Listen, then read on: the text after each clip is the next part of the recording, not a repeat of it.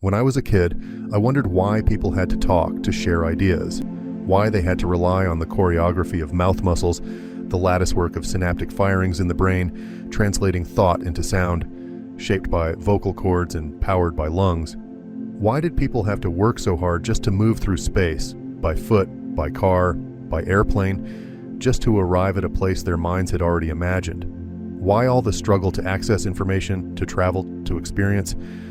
The one intrinsic thought that had me asking all these questions was that all things were made of energy, vibration. And if all things are made of vibration, why must we wade through the drag of gravity, the weight of matter, the confines of space and time, just to give, receive, explore, and create all that the mind already burns to bring forth in this physical world? For me, it wasn't just a thought, though.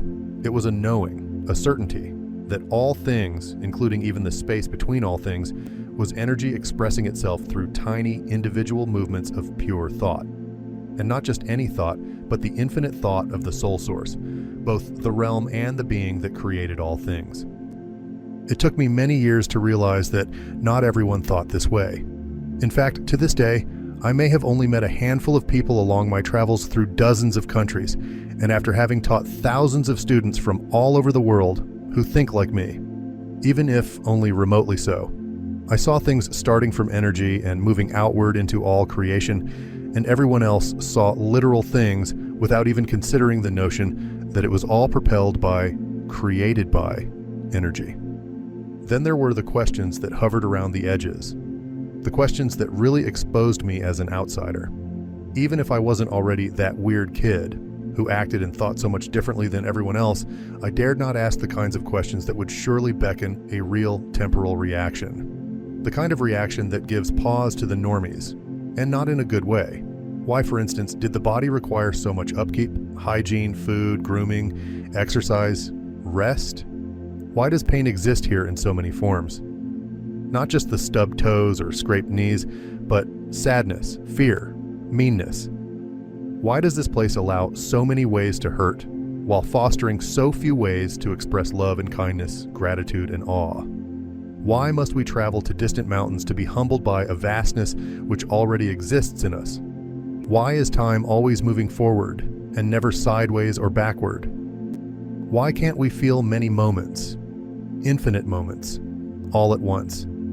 Here, I can only be in one moment and it keeps slipping away. Why is there space between things? Where I'd just come from, we were all enmeshed together like threads woven into the same infinite fabric. Here, even families feel apart. Why is love hidden behind so many conditions here? From what I knew, love was the field we moved through. Here, it's traded, earned, denied. Why? Why do people think this world is the only one? Don't they remember? Or did the forgetting, the first veil of incarnation, truly prune our biggest and most basic acknowledgments? Why does the body grow old, break down, and die? And why does it die prematurely from disease, accidents, and violence? Why give me a vessel only to watch it expire before I'm ready? Why can't I go home when I'm frustrated by this scary, noisy, confusing place? I don't mean a place to return where my bed is waiting to protect me. I mean home. Why is beauty hidden behind so much noise? Why is it so often denied, forgotten, and left unappreciated? Don't these people value the things that are natural to this place but so foreign to where we'd all just come from? The trees whisper, but no one listens. The sky glows, but no one looks up. Did they stop noticing? And probably the hardest one for people to have understood, why did I come here again? What was so important that I chose to forget everything just to be reminded? Is this my last time? Why did I come here knowing these things, having passed through the same gate of forgetting as everyone else, but they are the only ones who've actually forgotten? I quickly learned to keep these questions to myself. I didn't want to be labeled that weird kid. I wasn't trying to be rebellious. I was trying to make sense of what felt, to me, like a strangely elaborate play in which we were all performing an almost ritualistic, though impromptu, dance. I craved spaces that felt small, but opened up into infinity. I sought out the minuscule, expecting the immense. I spent my days completely bypassing the uncurious, everyday routines others seemed to need and accept without question. My mind didn't want the stage. It wanted the wiring beneath the set, the mixing board, the lights, camera, and action, and in that search for something realer than real, the first blueprint began to sketch itself. Among my earliest thoughts was an inherent knowing that the frustratingly dense mechanics of human experience, as presented to me in the fresh embodiment of this physical life, didn't quite match the limitless, unbordered reality I had only just departed. Of course, I didn't know I had just incarnated from anywhere, let alone from an ethereal plane where my most comfortable freedoms had once moved unbound. But the knowing teemed forth nevertheless. This is one of the most crucial foundations of the book you're about to read. The discomfort of incarnation is not just psychological and not merely physical. It's ontological, a disruption not just of feeling or function, but of the very nature of being. From a young age, I was tuned to a deeper frequency, even if I couldn't name it. What you're about to read isn't simply a recollection of wonderment, the recalling of the whispers of childhood dreams. It is resonant memory. If you've ever had the quiet suspicion that something about this world feels off, not morally, socially, or politically, but existentially, then you may already understand the whispers of dissonance I felt, and still feel. I wasn't born into tragedy. I wasn't reacting to trauma. The unease was more elemental than that, as though gravity itself had been turned up too high. The rules of this reality, the way information traveled, the way presence required effort, the way truth demanded translation through voice and gesture, struck me as inefficient, even absurd, and it certainly frustrated my efforts to communicate or to experience life the way others did. Even now, approaching my 5th decade on this physical plane, I can still feel the echo of that early perception, though it is now muted by the layers of the shroud that the world has draped over me. Back then, I was still brushing against the veil that convinces us we are separate from the soul source. It wasn't a memory in the typical sense. It was a noticing, a subtle, persistent awareness that something was missing, that something was off.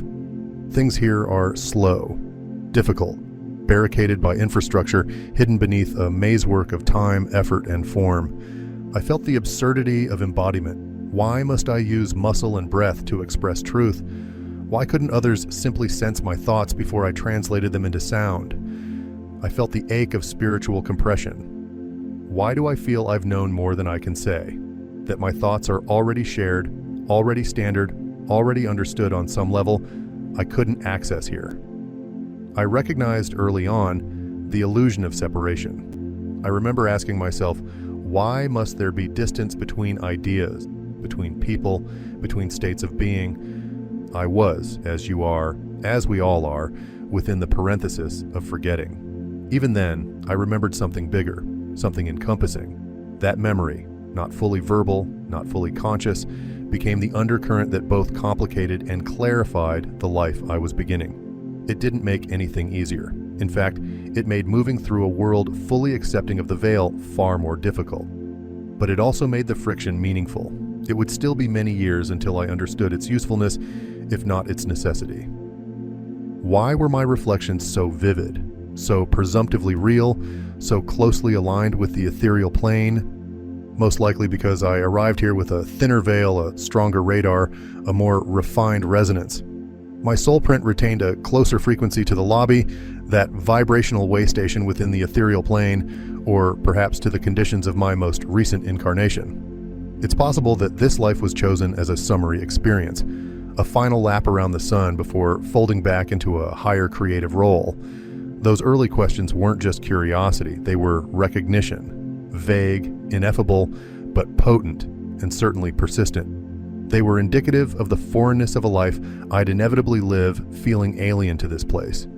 It might also be that autism was the vessel chosen for this resonance to survive through the veil. Many neurodivergent individuals speak of the world as filtered, inefficient, performative. What some call disorder, I have come to understand as cosmic friction, a built-in resistance not to slow me down, but to keep me focused on pushing through a physical space. And so, even as a child, I began to suspect that this world, this entire construct, was not built for ease. It was built for immersion, for forgetting, for growth through constraint. The very density of the body, the labor of communication, the impossibility of omnipresence, these were not failures of design. They were the design crucial to the experience of a truly unique lived existence, I didn't have those words back then, of course. I didn't yet know about the physical plane or the veil, the gates, or the soul source, but I felt it all just like someone else might feel the first twinge of a headache or a soft breeze. That strange gap between what I knew inside and what the world demanded outside. Why were we crawling through molasses to express truths that should be instant? Why were we dragging bodies through time zones to connect when our minds could already sense each other? Why, here, does that sensing not materialize the thing, person, or place being sensed? There was loneliness in that realization. Not depression, not even sadness, just exasperation. I wasn't confused by how things worked.